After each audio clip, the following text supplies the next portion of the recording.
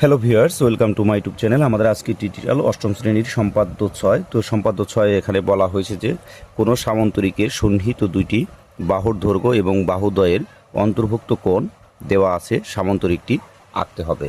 অর্থাৎ একটি সামন্তরিক অঙ্কন করার জন্য আমাদের সন্নিহিত দুটি বাহু এবং বাহুদ্বয়ের যে একটা অন্তর্ভুক্ত কোণ, সেই অন্তর্ভুক্ত কোণটা দেওয়া আছে, আমাদের সামন্তরিকটি আঁকতে হবে। তো এর জন্য আমরা শুরুতে যে সামন্তরিকের যে দুইটি বাহু, সেই দুটি বাহুর দৈর্ঘ্য আমরা ধরে নিব। তো এখানে যেহেতু বাহু দুটি দৈর্ঘ্য বলা নেই, তো সেই ক্ষেত্রে আমরা বাহু দুটি দৈর্ঘ্য ইচ্ছেমতো ধরে নিব। তো আমরা একটা সামুদ্রিকের যে আমরা জানি যে চারটা বাহু, অর্থাৎ বিপরীত দুইটা বাহু হচ্ছে সমান। তো সেই ক্ষেত্রে আমরা একটা বাহু দৈর্ঘ্য 6 আর একটা দৈর্ঘ্য হচ্ছে 4 সেন্টিমিটার। তো সেই ক্ষেত্রে আমি শুরুতে 6 সেন্টিমিটার একটা বাহু ধরে নিচ্ছি। যে বৃহত্তম যে বাহুটা সেটা হচ্ছে 6 সেন্টিমিটার, আর ক্ষুদ্রতম যে বাহু সেই বাহুটা ধরে নিচ্ছি আমরা 4 সেন্টিমিটার।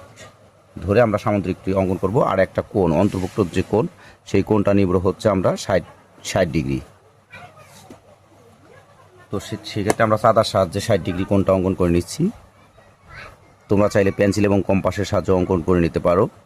তো আমি 60 ডিগ্রি চাঁদার সাহায্যে অঙ্কন করে নিচ্ছি।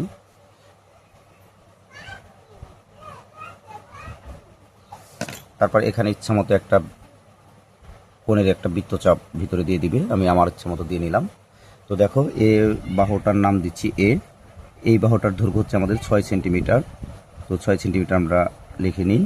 আর বি হচ্ছে আমাদের 4 সেন্টিমিটার। 4 সেন্টিমিটার। তো এখন আমরা যা করবো, আমরা শুরুতে যে কোনো একটি রশ্মি নিয়ে নেব। যে কোনো মাপ নিয়ে তোমরা নিতে পারবে এটা। তো আমি আমার ইচ্ছে মতো নিয়ে নিচ্ছি।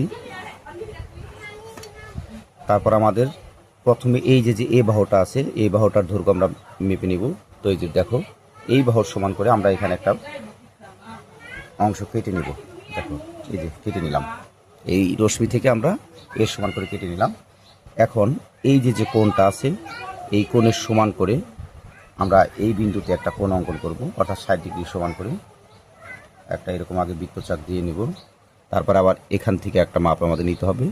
মাপ নেওয়ার পর এখানে বসিয়ে একটা বৃত্তচাপ আমরা দিব। তো দেখো, এই কোণের সমান করে আমরা কোণ অঙ্কন করে ফেললাম।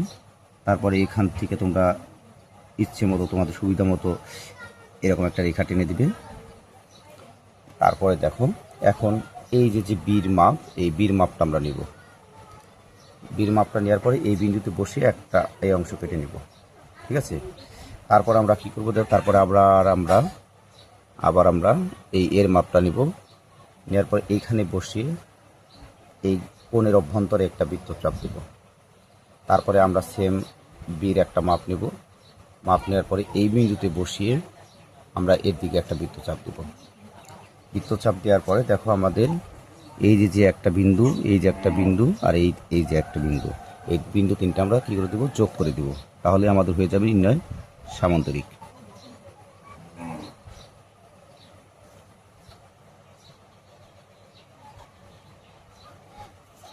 এখন দেখো, আমাদের সামান্তরিকটি অঙ্কন করা হয়ে গেছে। তো আমরা এখন সামান্তরিকটির নাম দেব। এটা হচ্ছে এ, বি, সি, ডি। আর এই যে প্রথম আমরা বি রশ্মি নিয়েছিলাম, এটার নাম দিলাম ই, আর এটার নাম দিলাম আমরা এফ। এই কোণটা হচ্ছে আমাদের 60 ডিগ্রি। 60 ডিগ্রি। আর এই বাহুটা হচ্ছে আমাদের এ, অর্থাৎ এই বাহু আর এই বাহু সমান্তরিক সমান। এটা হচ্ছে বি, এটাও হচ্ছে সমান। তো দেখো, আমাদের সামান্তরিক হয়ে গেছে। তো এই ছিল আমাদের আজকের টিউটোরিয়াল। তো আমার পরবর্তী প্রত্যেকটি ভিডিও পেতে অবশ্যই আমার চ্যানেলটিকে সাবস্ক্রাইব করে দিবে এবং সাথে থাকা বেল আইকনটি বাজিয়ে দিবে। ধন্যবাদ সকলকে।